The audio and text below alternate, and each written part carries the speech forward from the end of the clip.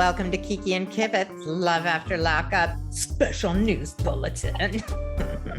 I'm Brianna and I'm here with Mary as always, but today we have Kurtis King, who was on the most recent season of Love After Lockup in the throuple, Kevin, Kurtis, and Tiffany. Okay, cool. Well, thanks so much for coming on the show. I have not heard your story, but Mary has, and she told me that there's a lot that was not apparent to the viewer's eye. Right. So why don't you start by telling us how you got involved with this whole thing? All right. It's pretty simple. It started with, literally one text. Hey, I'm going on Love After Lockup.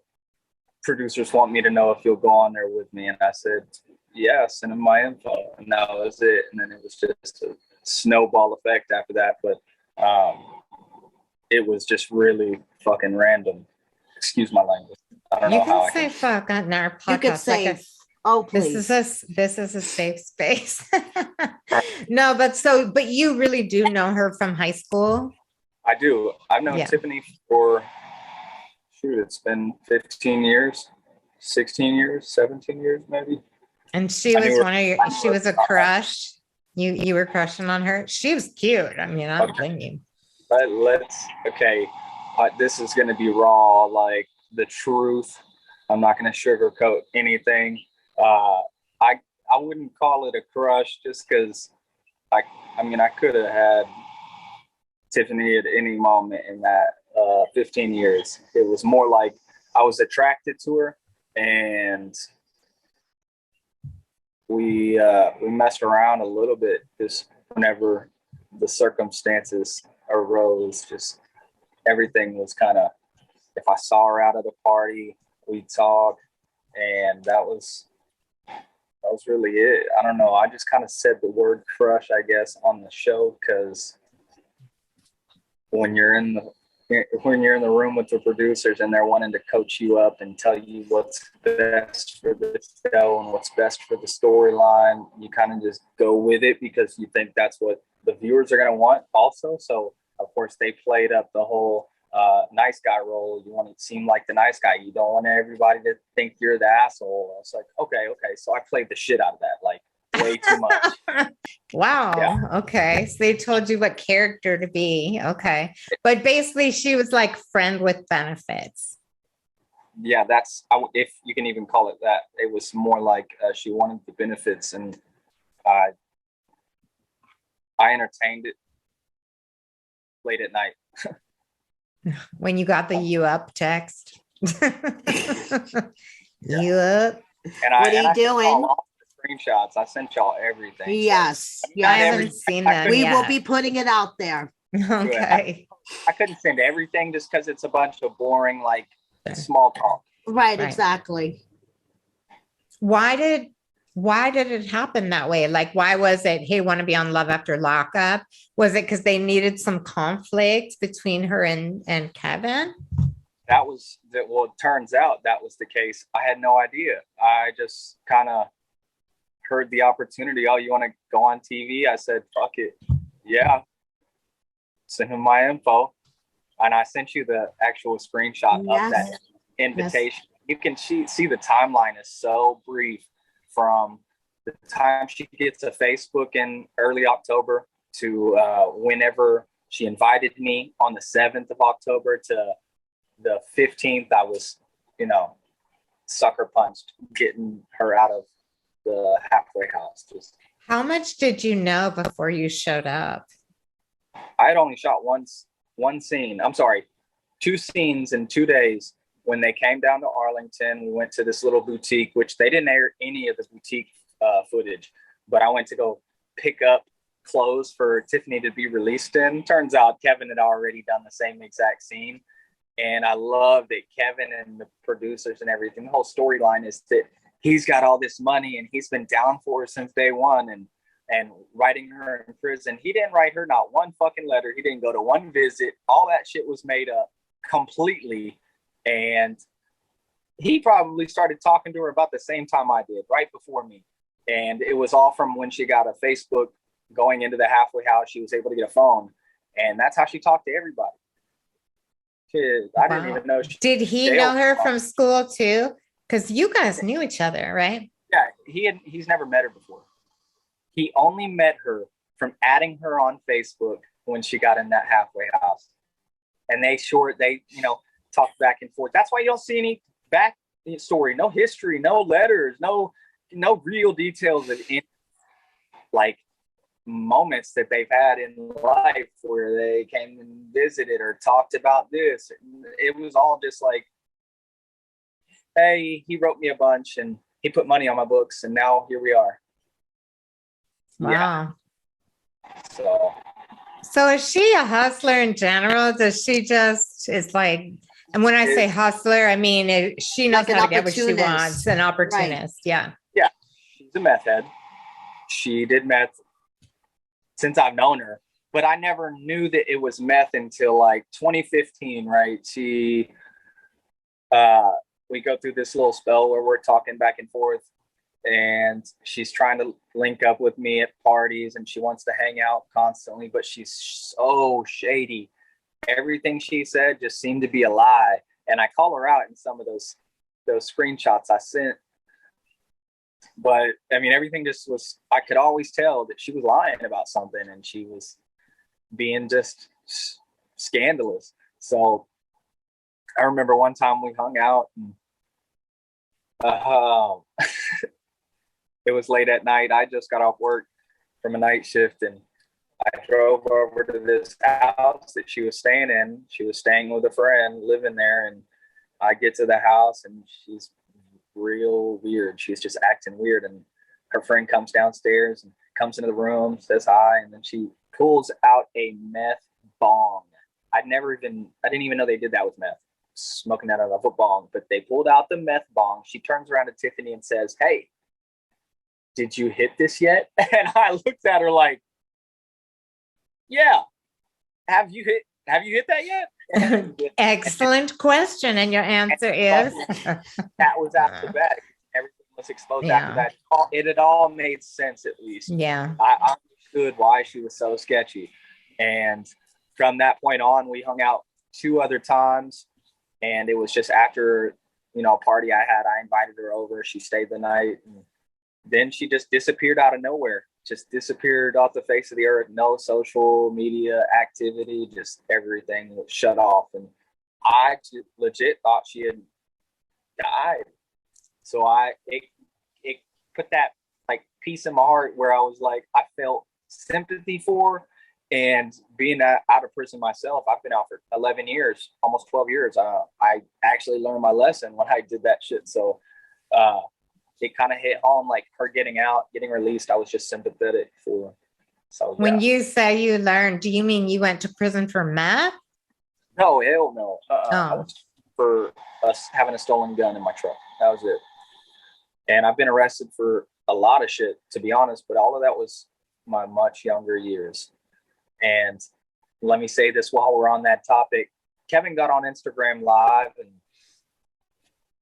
and of course he deleted the live, and he deleted the video and wiped any trace of that conversation. But it was all, he just straight up drugged my name through the mud just to justify in his head why he had done what he did, just to get people on his side. That's his thing. That's his tactic when he's lying, is make shit up about your opponent so that people think negatively of him. And it was genius because I was in jail at the time, and we'll talk about that, I guess, later, but I couldn't defend myself. But this motherfucker's online talking about how I beat women, and that's completely made up. Like, just, I guess that was he's like, yeah, that'll get him. That'll get people on my side if they think he's a woman beater.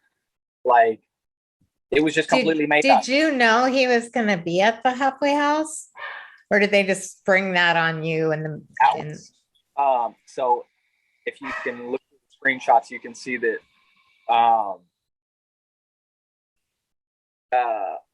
I'm sorry. Say that question again. Did you know Kevin was going to be there when you went to go pick Tiffany up? So, good question. I had no idea at first, but it's all in like 2 weeks period. She told me that a sugar daddy was picking her up. That was my thought up until 2 days before we're going out there. She says, hey, so there was this other guy that was going to do the show with me, and he was only a friend doing it for the money. And he's making me look bad on the show, so I don't want him to do it anymore. That was her explanation for How why would she even know, right? Because it's not like they showed them the footage.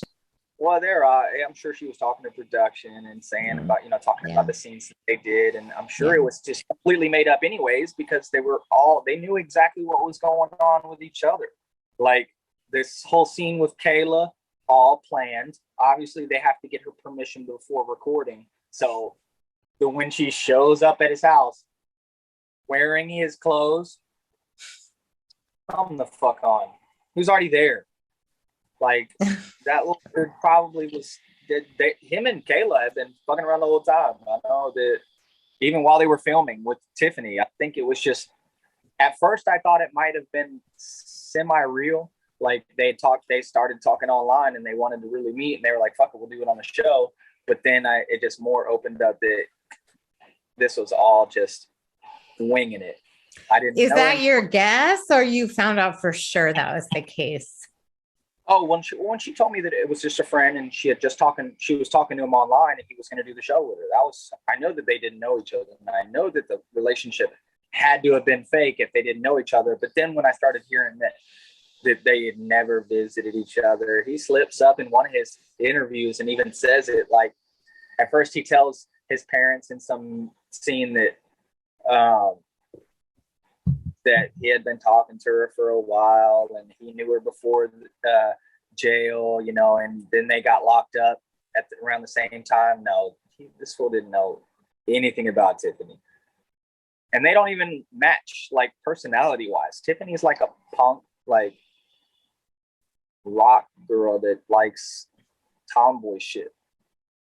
And Kevin's like a 5'3" guy that doesn't realize he's white, talks like an idiot, and he's not very smart.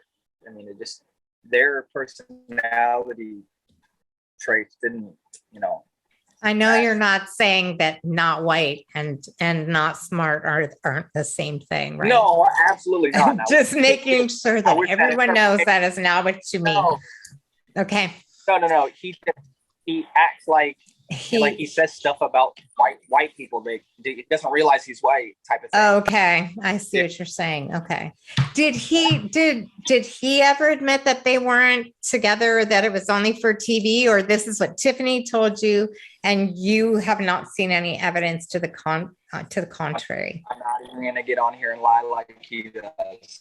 I don't know that for sure, but okay. I think it's a pretty fair guesstimate knowing. Okay, just making sure. Cool. So you show up, you did not know that Kevin was going to be there. Is that right? I didn't know he was going to be there until 2 days before. But you knew he was going to be there. Okay. Well, did he know you were going to be there? Obviously. That's why in the before scene, he's like, "I'm the only one here. I don't see anybody else picking her up." Wink, wink. You can see that at the beginning of his because he showed up way before me. He was ready for that shit. He was so excited. He had his rental car ready to show off. He had just done a scene at his mommy's house and made it seem like it was his house. We know. You can look that shit up online, Kevin. Oh, that's his mom's house? Hell yeah. He even says it in one of the interviews that him and his mom and then moved him down. He just got out of prison. He doesn't have anything in life. He's not really a truck driver. My assumption on that, and just assumption, is that maybe he drove trucks in the past and now he's calling himself a truck driver. But he does not have a truck. He does not have any of these things. He drives an old ass Camaro, and that's all he's got. And that Camaro was given to him because his brother went to jail, and his brother's still in jail. Nice. He doesn't have anything for himself. All this shit is just like, it blows my mind now that he looks like he's the man. So when you said he's saying no one else is here, but isn't that because she said someone else is picking me up? Right. Yeah. Exactly. That's why. So that's why he said that. He didn't know for sure. But so you knew he was going to be there 2 days in advance, and you went. Well, of course. But listen, I went only because of what producers had told me. I thought I can send more. I can screenshot more of that conversation Cool. where I told him, hey, I don't want to go do this weird scene that y'all are trying to put on me where it's her choosing me over him and it's weird drama. Like, I didn't want that scene. And I told him I'd rather pick her up by myself with no cameras than do all this weird scene that y'all are forcing on me. Like, making this into something that it's not. I kept telling him that. I would stop the camera, stop the scene, and tell him, hey, I'm not going to say that. Just being honest, like, I'm going to be myself in this. I'm not going to say that. But as they beat you down and you're filming for 12, 15 hours straight, it's like, okay. And when I was in that interview room, you know, the only two little clips, those short clips that they put out there is like at the end of those 12 hours in that room where I'm like, I'll say whatever you want. Just let me leave. and one of those, you know, I cut so quickly after I say it, they got me to say I love her or something like that. I never said that shit. That was just like a voiceover edit. And the way they explained to me in the interview room was that I had to sign a bunch of things saying that they were legally allowed to change my voice, legally allowed to change my appearance, and they were legally allowed to edit any of this film because they owned it and it was copyrighted, that they could do anything they want with it, and I couldn't sue them for it. Of course, I didn't know the dramatics of that is the fact that they would literally take a soundbite from something that I said just in conversation, having a microphone on, and they would put that over my mouth in an interview scene. I had no idea that it was going to be like that. I didn't know that they could even do that, but they sure did. They made me look like just a sappy, just crybaby motherfucker, and all that was. They told me to. Shit. They said, you don't want to look like the asshole, do you? Oh, wow. Wow. Also, Wow, Kurtis. After I got sucker punched, they just exposed themselves, and they were like, shit. I don't know. Never mind. I forgot. All's fair, love, war, and reality TV. Like, what did production do? Like, were they supportive at all? Just like, shit happens. He punched you in the face. All right. So were they like, shit happens, or something funny? You can see it after the punch, and I don't know if it's different scenes on YouTube versus YouTube TV versus Philo. All the places you can watch it get a different script, like a little bit of the story more and more. Like you can see more people thing, but you can see one of the producers run away as I'm on the ground. Sarah, I shouldn't say her last name actually, but Sarah, one of the producers, just booking it away from me as I'm getting my head propped up. Why? wow. Kevin actually backs up the truck. Backs up his car onto me. And that's when you can see that he tells him, hey, stop, and hits the car and takes my head out from underneath his tire. Yeah. Wow. They ran over your head? And I'm literally just so confused because, of course, that wasn't supposed to happen. And the whole time I'm like pissed off at the production because they were telling me not to do this and not to do that and to say this and to say that, all to inevitably get sucker punched. Did they not tell him the same shit they told me? They played it up like Kevin wasn't even mad. And the whole time Kevin's getting powder on his fucking nose in between as I'm loading this car up. Oh my God. If you're that mad to sucker punch something, it was all opportunistic. Like he saw that I was giving the audience an example of how short he was. I put my hand up, and as soon as I put my hand near his shoulder, the director is right behind him saying, hey, chill. No one's going to jail. Kevin, tell him how you really feel. Tell him this and this. Tell him that. I'm like, so I literally put my hand behind my back and I'm looking at her, listening to what she says, laughing, and that's when he sucker punches me. So everybody's like wondering why I put my hands behind my back is because I thought I was going to get in trouble, you know? And they also told me how much of a waste of time it would be if we got arrested that I got all these people out in the production team. We're all out in Bryan, Texas, in the middle of nowhere, working, and it would fuck the work day up. And right after I got sucker punched, they made me sign a bunch of shit so that they didn't get in trouble, saying that, I wouldn't press charges on Kevin so that they could continue their season. I'm so like everybody wonders. speechless. Yeah, I'm like, wow. Everybody wonders why he didn't go to jail. It's because I didn't press charges on that pussy. I didn't want to do that move on TV where I'm like, because I'm not people out, and I'm not going to want that they would to go press charges on me. So in all fairness in the streets, I'm not going to do that. I could get my street justice if he's not in jail also. But didn't you just say it's because that was in your contract that you couldn't press charges? That you wouldn't hold them liable? That was in the contract that they couldn't edit in my face and my appearance and my voice. Okay, so it had nothing to do with, I understand. But didn't they make you sign papers? Why was the producer leave? I didn't really understand that. The producer was driving away, but why was that? When after you got punched, you can see the shadow of the producer taking off. She was just running away to the production van. She was running away from me. And they did make me sign something saying that I couldn't press charges on him. Okay, so that's why you didn't press charges. And is your head okay? No. You must have a hard head. I didn't want. Okay. I didn't want to press charges. That's what gave me I see. To sign that I wouldn't. Okay. Right. And plus they had him sign to basically. Yeah. Right. So the running over your head, did that not put you in the hospital? Or did they just kind of run over your head? Yeah, he stopped it right on my head to where he was holding my shirt. Oh my His tire was stretched, holding it, and they would just tap my head, and that's when he said, "Hey!" And you can see somebody talking. Sorry, got it. Okay, just had to clarify. Wow.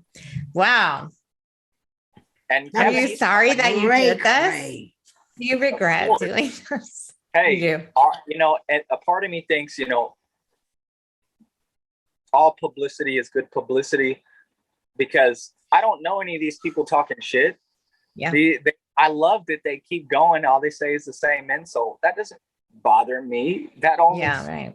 spreads my name. We say the same thing. All publicity is good publicity.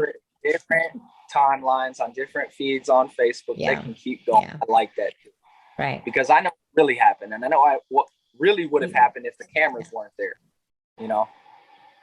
But are you in touch with Tiffany at all? I haven't talked to her. Oh, that's a lie. I talked to her 2 times since the day that whole thing happened. And it was her asking me if I was okay. And I said, what's not okay? The fact that you did exactly what the fuck you said you wouldn't do. It's just such a just despicable thing to do on her part. And then the only time I heard from her after that was about 2 months ago. She got, it's funny, right around the time they were filming the last scene where they meet up. I'm sorry, 3 months ago, where they meet up at that restaurant and say they're going to do some sharing thing. Yeah. That shit's up to. And I thought that did was seem like a very quick resolution, right? Right. They're like, well, I'm mad. Okay, let's fuck some chick. I'm like, that never works out in real life. They might even continue to fake the relationship for life after lockup. I don't even know what's happening, but she's full blown dating somebody else. And she was online on Facebook in a relationship with somebody else who's another 40-year-old that's a fucking lifelong loser, just like Kevin. Yeah, we have word on the street that they are going to be on the next season of Life After Lockup. All alleged. It's just like Love After Lockup, where you saw how little footage they really had. Yeah. Yes. I mean, they even left them out of one whole episode. So at least one. Tiffany was a car hop at Sonic before this. So $2,000 an episode, which ended up only being 20 grand to do it. That sucks. When I saw that there was 50 episodes in the past seasons, I was like, fuck yeah, sign me up. Although to be fair, those seasons were 2 years long. They weren't like one contiguous season. They actually they number them very oddly. So it's probably not that off, but I get your point. So I forgot what I was just gonna say to you, Tiffany. When you showed up there at the halfway house, you and Kevin seemed like you knew each other. Had you met? That was just him saying what he needed to say to keep the drama, because the drama was just him yelling insults back and forth. He called us a bunch of dick suckers and we're hoes and all these like 8th grade insults. That's why I said that whole thing about him being in elementary school, because he was a very small, petite man, maybe 120 pounds, maybe less. Like in Arlington, if you get approached by that kid, you let him make it. You just let that guy make it, because he's clearly got issues. But I'd never met Kevin prior to that day. Okay. Never heard of him, never talked to him. He's almost 40 years old. I'm 32. We would have not been anywhere near the same social dynamic. You wouldn't have been in school together, anything like that. He's heard of me. It's just because of that. He's heard of me, and that's it. Like, I didn't know who the fuck he was. Me seeing him for the first time, I was like, 2 days before they tell me he's going to be there. So I look him up on Facebook and I'm like, okay, he used to date Kayla. That's funny. That's what I noticed. And I was like, okay, well, sure, I guess I'll do the scene. And then when I show up, I was like, oh, he's tiny. He's a little man. And that's why I couldn't stop laughing. I just thought the whole thing was a joke completely from the second I pulled up. That's why I pulled up right next to his car. We're both really short too. But Mary's like 5. No, I'm 5 feet. No, I know. I feel bad for men. I'm just letting you know in case you want to hang up on us. We're really short. We're short. I'm 5 feet. Kevin would be tall to me. Yes, Kevin would be tall. Kevin would be really tall to Mary. Hey, but y'all both outweigh him. How dare you? That is not true. 110 pounds, me assuming y'all weigh more than that is not offensive. 110, you said? Oh, before you said 125. But I don't have the kind of punch he has, so don't worry about it. It's really, really easy to knock somebody out if they're just standing there. Just imagine if you could just take off on somebody who was just a standing target like this. Do you have some tips for me?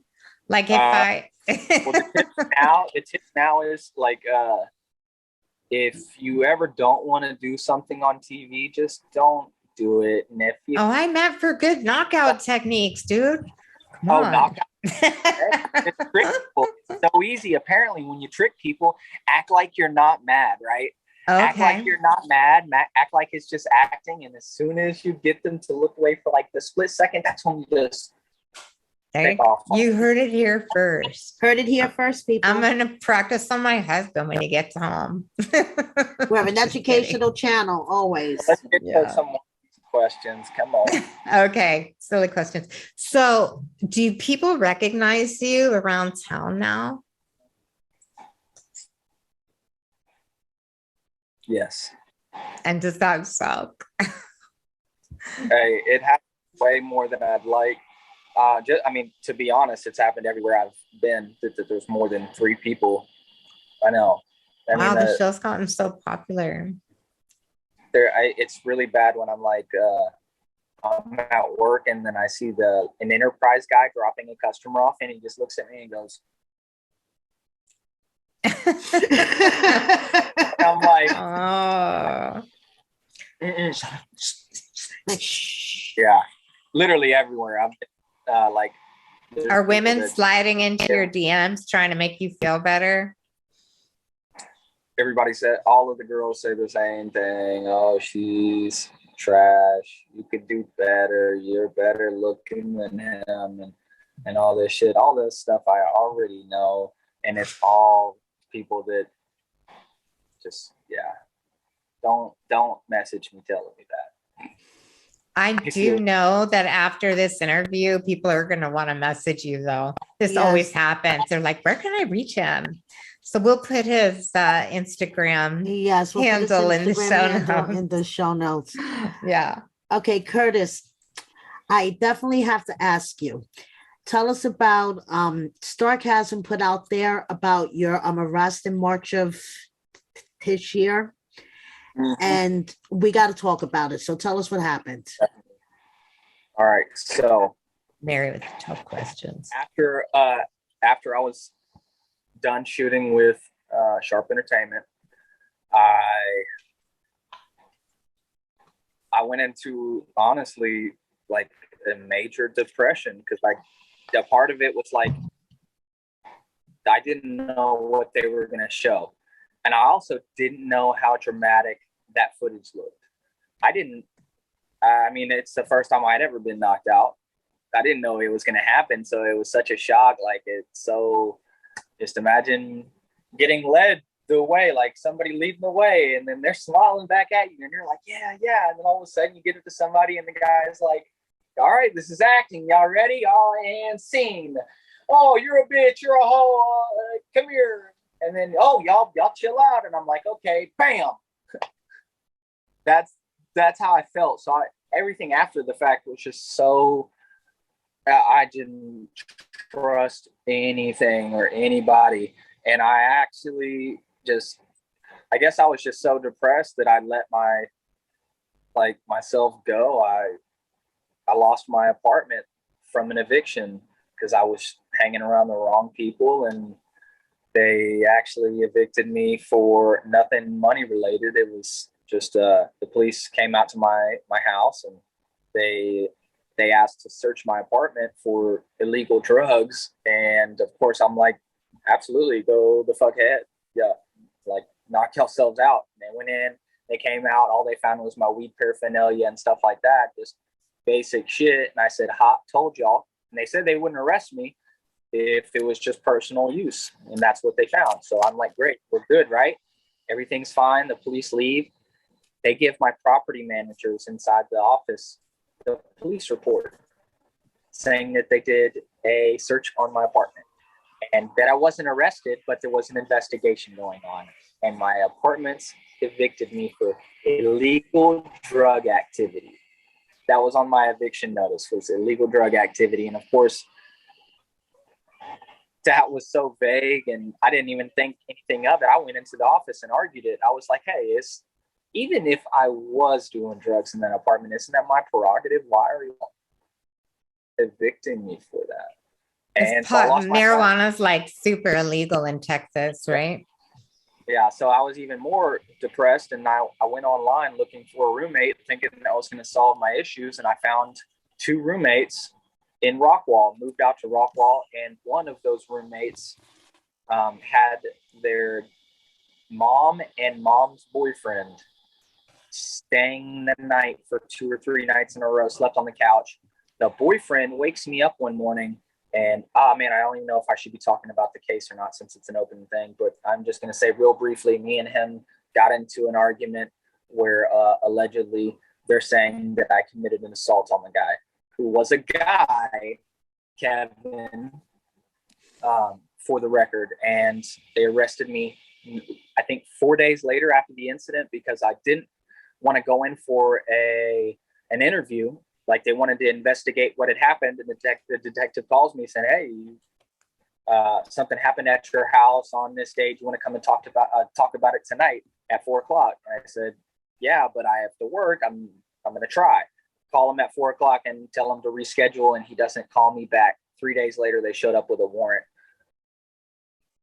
Yes. So apparently in Rockwall, they're very, very they're more than strict. I think it's the worst county in Texas, if you just look that up per conviction rate, but they're just aggressive. And as soon as they found out that I didn't want to come talk to them without an attorney, because I didn't want to incriminate myself, and I didn't think I'd done really anything wrong. And they just said, all right, you don't want to come talk to us, warrant issued. And I was arrested. So I sat in Rockwall County Jail for 20 days until I bonded out on a $50,000 bond. Yeah. Sorry to hear it. Wow. And they made it to where I couldn't go back to my own home. They considered you got kicked out in essence twice. And did you lose your job too? Because you couldn't go for 20 days? Oh, look at that. Yeah. Wow. So they made it to where I can't go to my Ankle own house. monitor. This is the ankle monitor that has the zone around my home. It'll go off if I went to my own home. So Yeah. you can't even work right now I can. if you work remotely. Although I did, I slipped into that depression and I moved out to Rockwall, and I told my boss that I'd been in my job for 4 years. What do you do? I'm a relatively successful car salesman. I've been doing it since 2012. And I'd been there for so long that these people were like my family at work, and it really hurt me to have to separate from that. And it was just in a weird time. I didn't know what they were going to air about me on TV. I didn't know how people were going to perceive me. So I was just sad about it, straight up. I was just fucking sad about it. And then I got arrested, shortly after the whole thing. And I spent my time in jail and I got out. And now the ankle monitor is, it's also $300 a month. That's why I posted that GoFundMe. I know you were going to ask me. Oh Right. my I was going to ask you goodness. about the GoFundMe. You had a roommate situation. You have to pay for your ankle monitor? I spent $6,000 to bond out of jail. I spent $500 to get the ankle monitor put on. I spent $350 a month. I had to spend $8,000 on my attorney to fight the case to get it dropped, because it's going to completely be dismissed once they, unfold all this evidence that they don't have, and it's all going to just be wasted money. But I'm at a severe loss because I got out of jail and I wasn't allowed to go back to my own house. So while I was in jail, I had my dad and my grandpa go to the house and retrieve my things. So when they got there, my roommates had taken everything out of my room, and the only thing that was left was scraps, like whatever they could find, and it was just left over.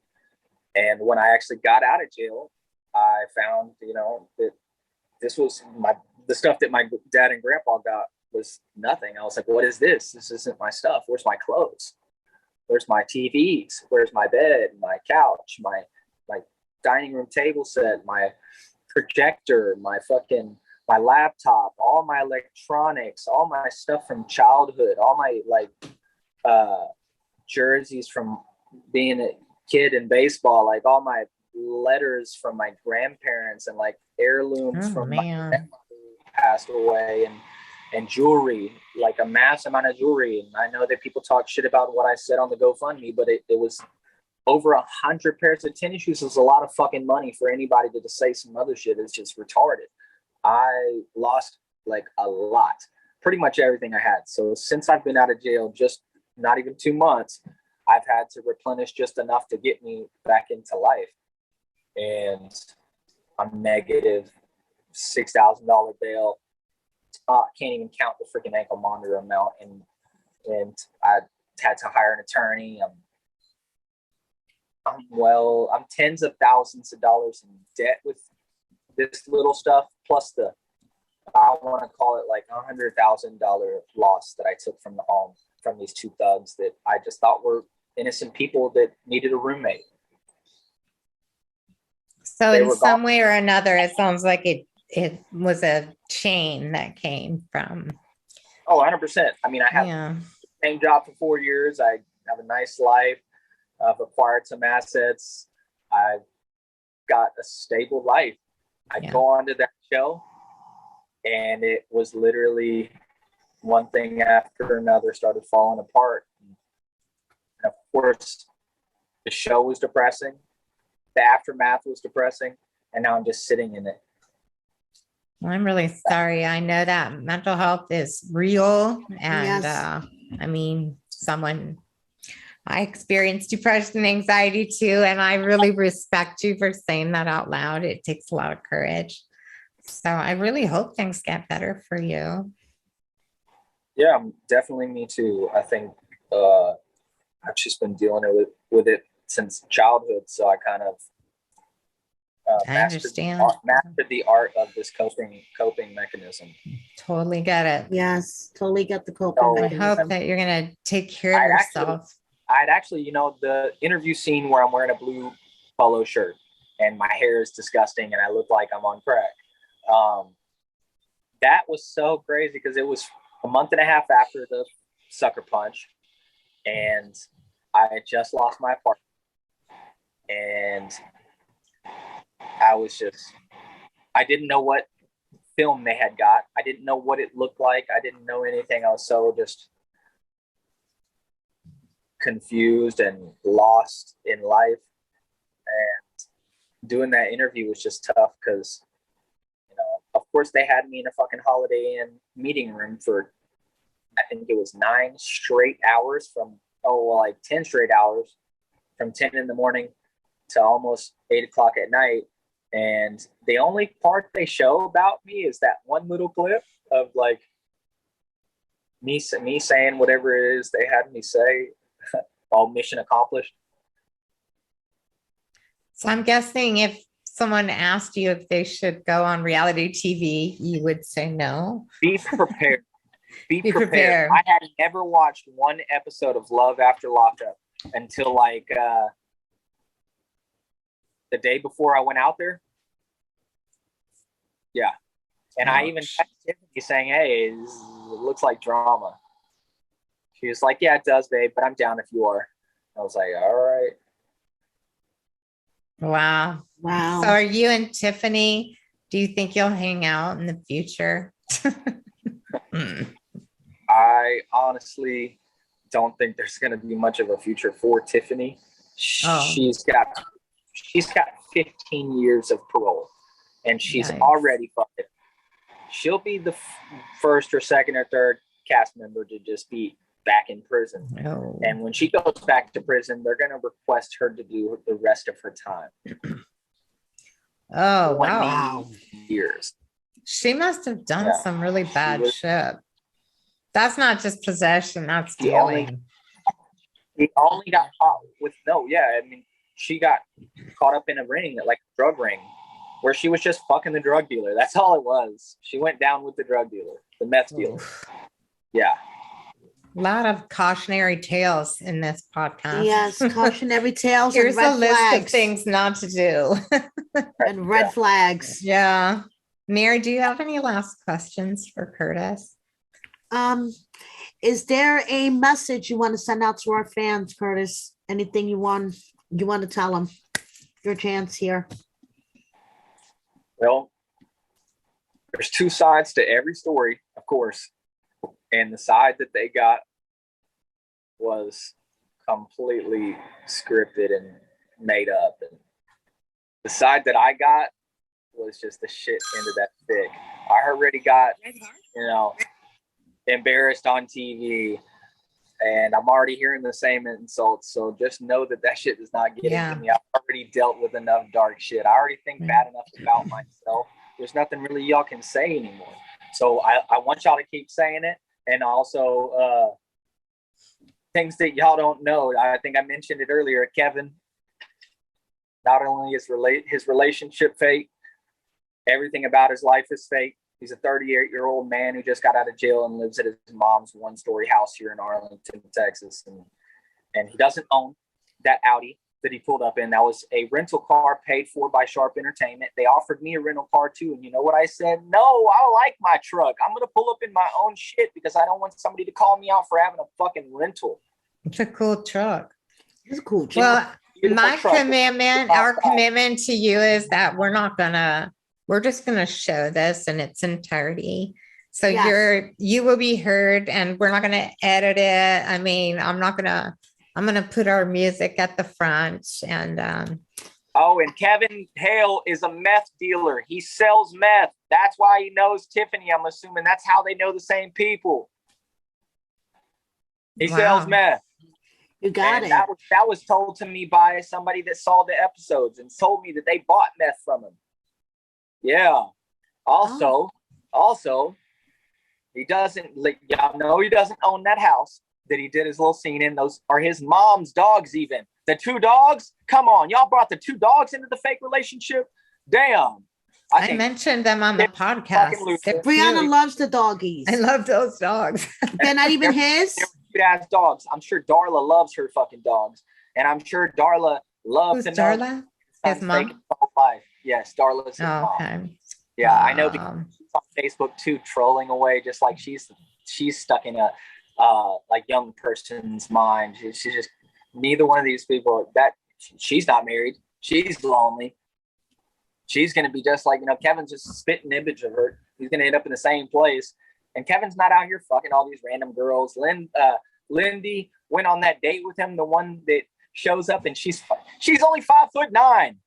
Did you see how that she was looking down on him? He went to her chest. I screenshot. now you see how I feel every fucking day of my life. Yeah, I'm We're at just boob no. level every day. We're at boob level. Just looking up. saying you're Wow. not a 5'2" kid with cystic No, acne scars and like severe low self-esteem. Kevin, I hope you get help. All right. Well, I'm glad you get to say this since, And Kevin, Let it Kevin off your never- chest, Kurtis. Kevin never responded to one of my messages, never responded. I called him on Facebook Messenger. I tried to get a hold of him. We want to have a round two, if you can even call it that. We'll do this shit in a ring. I would love to meet him up here at the gym here in Arlington, Texas for a friendly sparring match. In a with some cage gloves on match. Without him. Let's do a cage match. I would love to. Please tell Kevin to reach out to me. Respond back to me, Kevin. Damn, you don't gotta hide from me. He's not been anywhere in Arlington. No one's seen this kid since. Come out of hiding, Kevin. All right, y'all. I appreciated the interview. Thank y'all for the opportunity. Thank you so much. Thank you so much, You Kurtis. gave us a lot of tea. Anyway, I do And wish send us you the all best. the screenshots you Yeah. want. Yeah. I'll do a post. We'll put I it wish you all the out best there. for real. I hope you feel better. Make sure you take good care of yourself. Yes, take care of yourself, please. Yeah. Okay. I'm working on rebuilding my life. If y'all want to gift to that GoFundMe to tell everybody else to suck my dick, I'd appreciate that too. Anybody else out I'll there? put the I really details in take a big the boss. Okay. in the I took a notes. big Right. boss. I would have never ever asked for anything in my life other than these circumstances. One thing after another. Eventually, I started to break and told people about it. So that was it. Peace. Well, good luck. Have a great night. Take Have a care. great night. Take care. Bye. Bye. Thank